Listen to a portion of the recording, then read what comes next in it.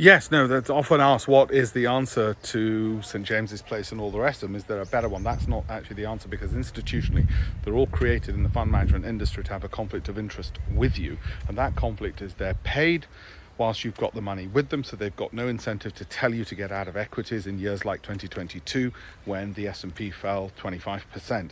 So that's one core reason why they fail. The other reason they fail is they are incentivized to make you buy lots of their different funds, so the IFAs, because they get kickbacks on each of those, and because they divide the funds up by geography or by style, so UK growth, Japanese income, and so on, which necessarily means they're picking each of those funds from a narrow gene pool, and of course it's very rare that that particular gene pool is a consistent winner. Might have a good year or two.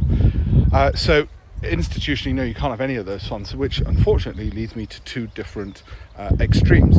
One, extremely passive, which is an index tracker like, say, the S&P 500, which is fine, go for it.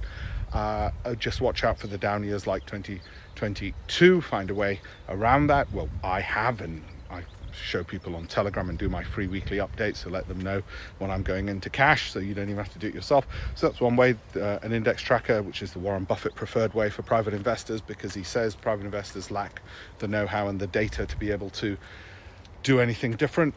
The alternative is, if you can get your hands on the data and the know-how, which is what my campaign for $1million.com is about, to teach 1 million people how to be better investors and generate an extra $1 million in their pensions across their lifetimes, then do it yourself. That's my preferred route. Of course it would be self-reliant, be self-sufficient, rather than hoping for the best, certainly not through a fund manager or through an index. So those are the two options you have essentially in the markets, and well, good luck whichever one you choose. Thank you very much.